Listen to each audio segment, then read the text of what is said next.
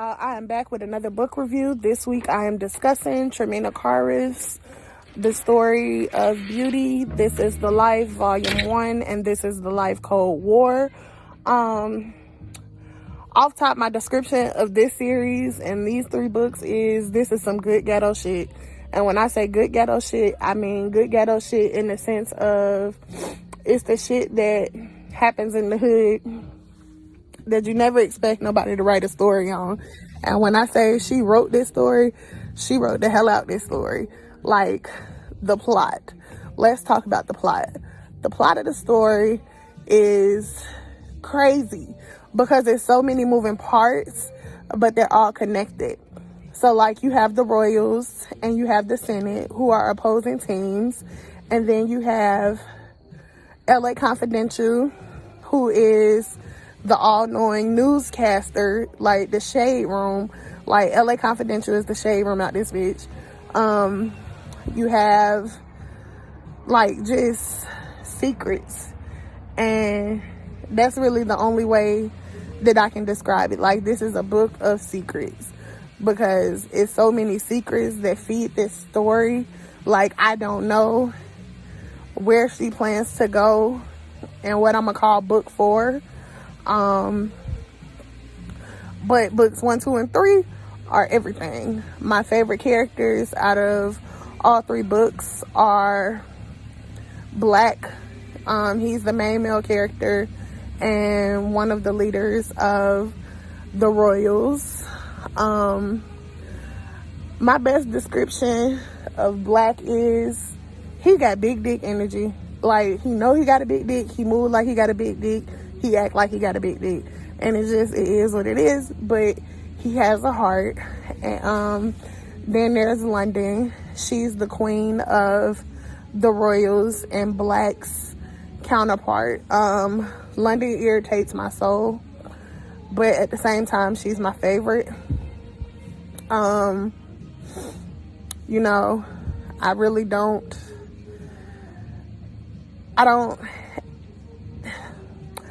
When it comes to London, my words are very limited because she holds so many secrets and she plays this naive role and she make moves without, like, thinking of the consequences of her actions. LA Confidential, like I said, is the shade room. And then there's Beauty, this unknown force who is literally the underdog.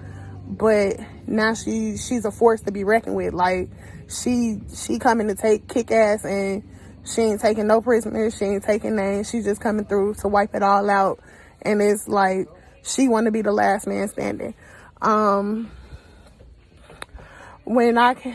else could I describe this book? These books are like games of chess. Like, every major player in these books is playing a game of chess to come out on top, but they all working against each other. Like, London has her own chessboard, Black has his own chessboard, when they should be on the same chessboard because they supposed to be a team. But they not. They working. And it's not so much that Black is working against London. It's just London is working against Black. Like, she has her ulterior motives and she's not letting it be known until it's too late. Beauty, like I said, she just coming to fuck shit up, and it is what it is.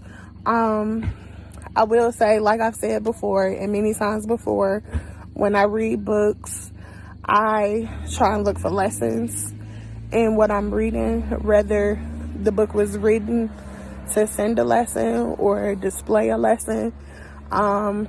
Tramena, she touches on domestic violence in this series. London, in the book, when we're introduced to London, she's in an abusive relationship. And I think one of the most powerful scenes in the book, I have it on a different screen so I could read it, and it's this one. And this happens at the very beginning of the book, and it's what drove me like, okay, let me see what she's talking about. So this is the excerpt. For 12 hours, she sat in the airport trying to convince herself that she should go back to pick. If it weren't for an off-duty officer asking her if she needed assistance, she would have. Instead, she bought a ticket for the first flight out to LA, hightailing her ass back to the only home she'd ever known. Baby, when I tell you that part alone, like, of course there was stuff that happened before she got to that point, but in the terms of domestic violence, like, for me, that was the part where I was like, okay, so she has a way out. She's not gonna go back to it. Like, she's done. She's finito. Because I think when dealing with domestic violence, like, nobody knows how much a person is gonna take except that person. And so I felt like it was really strong of this main character to say, like, I'm sitting in the airport and this officer comes up to me because I'm beat to all hell and asks me if I need assistance. Like, I can understand the embarrassment that character went through. I will say that I am not a victim of domestic violence, nor have I ever been a victim of domestic violence, but I definitely understand the struggle of trying to walk away. And so I respect it a lot that Tramena touches on that. The next message or, thing that's displayed throughout this entire book is manipulation. Like, everybody is manipulating somebody, but there's only one real main manipulator and nobody knows who that is. I didn't really touch on who the Senate was in this one because I don't know. It hasn't been revealed yet. This book was definitely some good ghetto shit. If you like reading good ghetto shit like I do, then you will enjoy this book. Each book is $2.99 on Amazon. I would suggest you go get it and check it out, because sis did the damn thing, and like, this series was everything. My overall rating for this body of work is a 5. I give it a 5 because I felt like I was there while I was reading this book. Like, I literally was right there in the room, fly on the wall with these characters. I never knew what to expect next while I was reading this book. It was well put together. I laughed a lot during this book, and I was like, damn, a lot.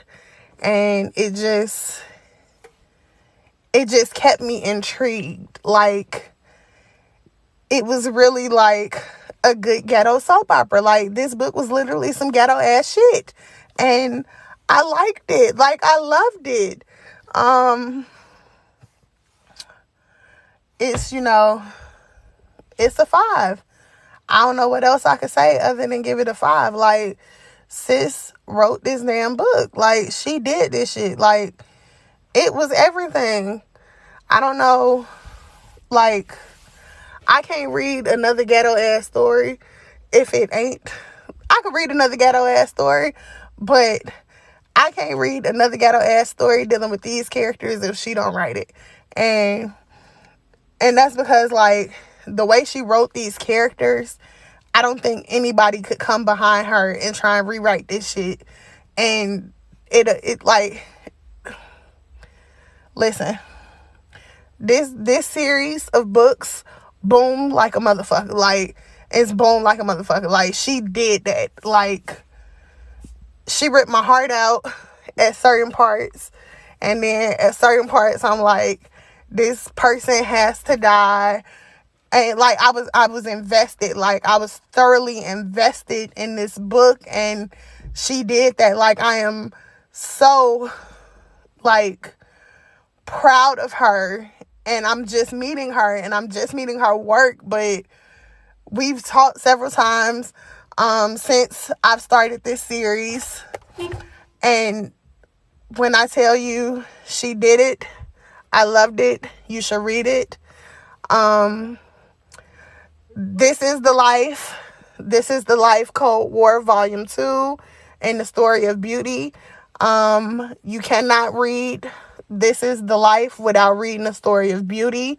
They go together. They are everything together. Like, I'm so happy that I had the chance to see the progression of like her writing while reading this. Like, I could see the growth of her characters. I could see the growth of the plot. I don't know where she's gonna go in book 4, but it's a 5.